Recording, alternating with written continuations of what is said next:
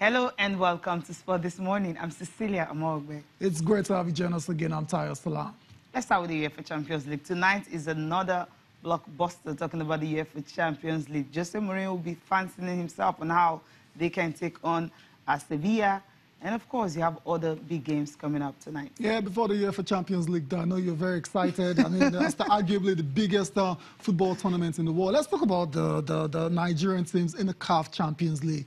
Yes, MFM and Plateau United will be in action today, second leg of their matches. Recall Plateau United won against Eden Sport 3-0 in the first leg, and MFM traveled all the way to Mali to get a 1-1 draw. So it's safe to say all those two teams are in the driving seats. Yeah, that's what's going to happen. Kenny, hopefully he can just get something good out of that one away from home. Now to the UEFA Champions League. Yes, the one I've been waiting for. This one we can't all wait for, because finally, after 9 games, actually in his 9th game against Chelsea, Lionel Messi finally scored a goal, and that goal is very crucial because it's given Barcelona the edge going into the second leg. That match between Chelsea and Barcelona ended 1-1 at Stamford Bridge, and Barca have Lionel Messi to thank for that particular result. Okay, and that's how that one ended. We're still here for Champions League now. Still talking about it. Jose Mourinho is saying that Manchester United are not favourites to win the title, not even against Sevilla, because he feels their defensive side might not just allow them to get a good win out of that. He's talking about scoring more goals in the game. Right, interesting now because Jose has a very good record against Sevilla when he was in Real Madrid, but you can't really compare the two situations, and Jose is just playing down the expectations. Basically, United just coming back into the Champions League and just taking it game by game. Sevilla a decent side, so I don't expect United to just go and steamroll Sevilla in Spain. Like what Bayern did to Besiktas. Yeah, exactly. Yeah, so he's got a very good point. So, but we're not doing the UEFA Champions League just yet. We'll start off with the Winter Olympics. Nigeria's bobsled team. Last week was about Simidele Diagbo. That was in the skeleton events. Yeah, but this time around, the bobsled team finally dates with history in the heats 1 and 2. They were very decent. They completed their runs, which is what really matters in this particular event. It's a very, very terrifying event, just like the skeleton event, Cecilia. But those are the times from heat 1 and 2. Heat 1, 52.21 seconds.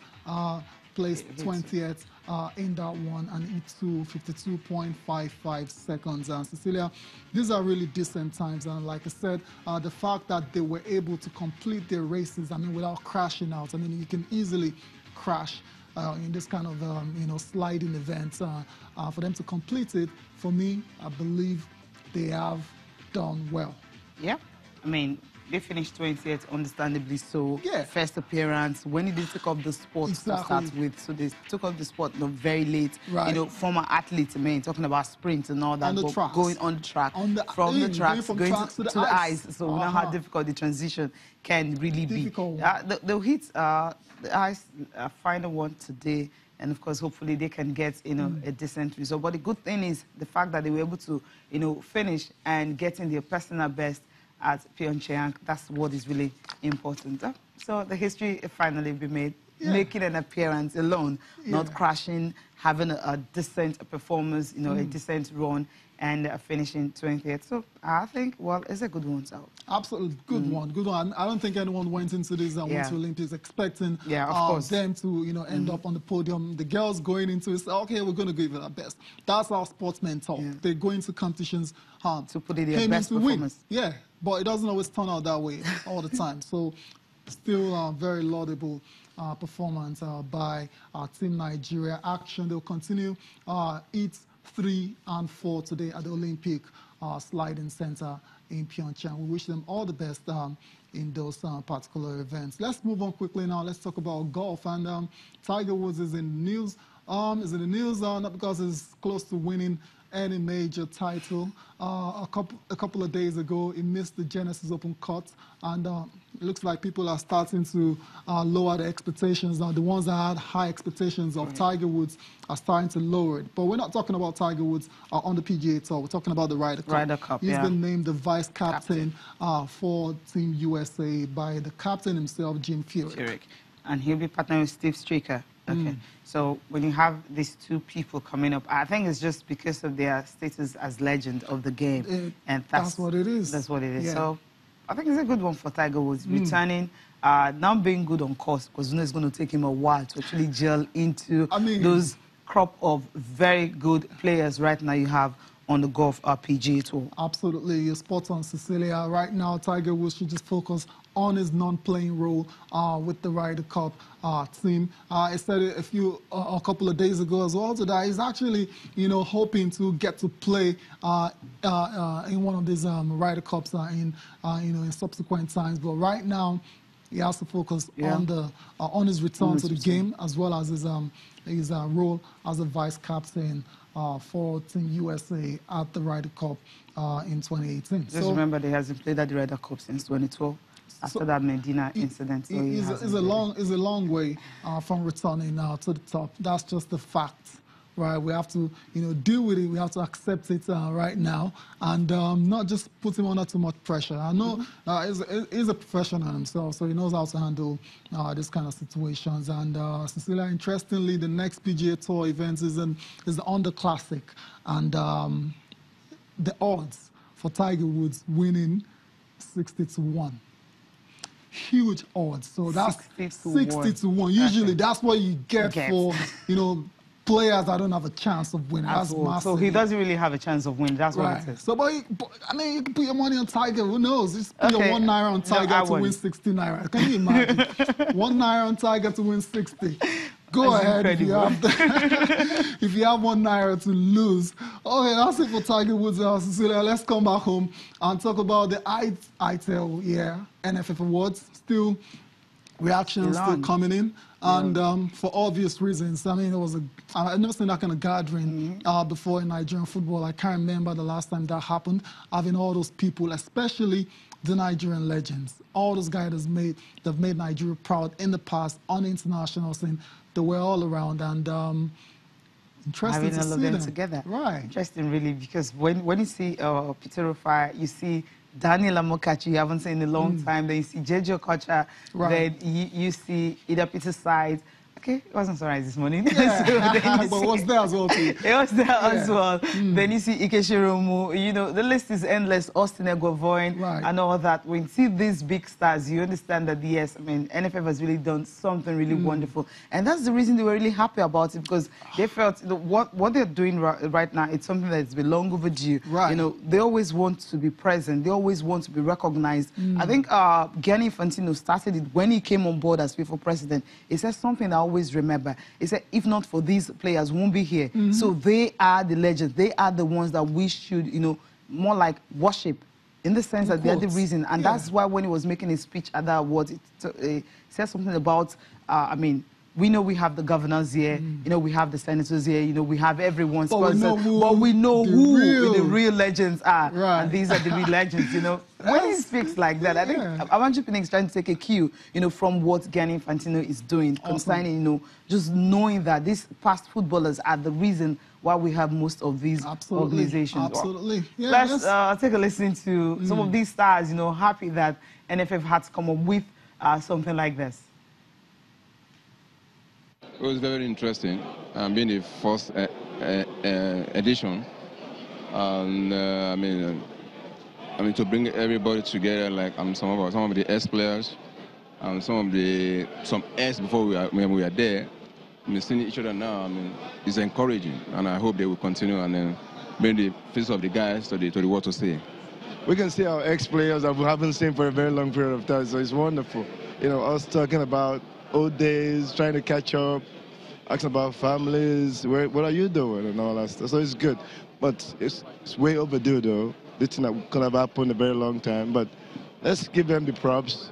The guys actually put this idea together. I say bravo.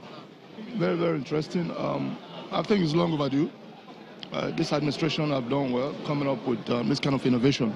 So congratulations to them. Happy to be part of it. And that's it. To witness this, even though some of us believe that it's long overdue, but at last we're here.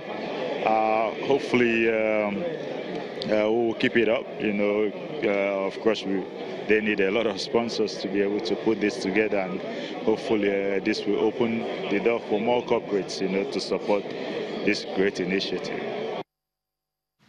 It's a great word, you know, just having all the stars talking about this present there, you know, it's something really remarkable, Tayo. Awesome, like I said. I mean, all of them looking good.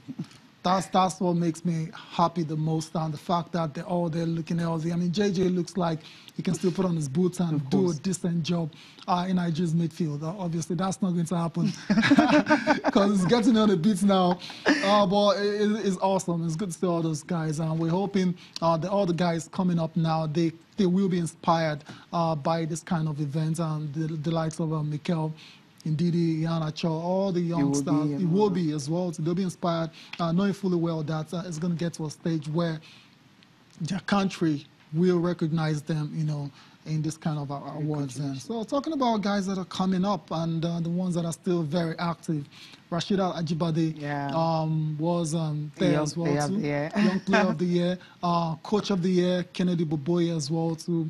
All those guys recognized for their efforts in the past season. Well deserved, you say? Yeah, well deserved. We'll listen to them now, talking about how excited they are winning the awards. Great, and so excited to collecting this award tonight and for the Lord's doing in my life. And I would like to tell NFF and all those who have organized this competition, who have organized this program tonight, that it's a platform for young players to grow.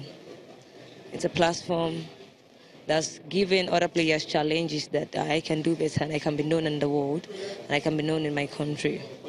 And it will make them more serious, dedicated, and know that the talent which they have or the gift which they have a lot to do in their own human efforts to make sure they get to where they are going to in future. Yeah, first of all, I have to give thanks to God for having this, and the most of it is just to keep working hard. Shouldn't go to sleep because I've gotten this one, is to add more to this. Okay, that's Rashida Ajibade and Kennedy Boboye. Kennedy Boboye wants to add more to it. So for you to do that, it's easy. Just win the league again. Right. And if you can win the Champions League also, that's a good one. Why not? Win the double, and it's not going to be, I mean, there won't be any doubt. Yeah. You're going to win like 2 awards. 2 trophies. African Coach of the Year. And of course, and NFF awards. Why not?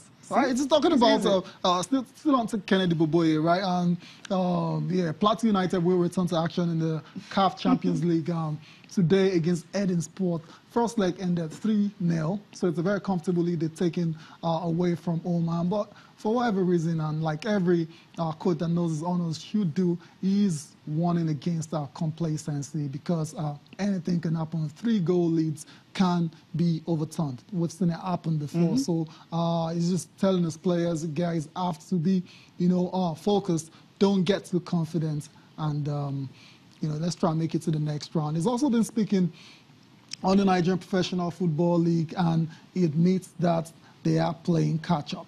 Let's listen to Kennedy Boboye now, Plateau United coach.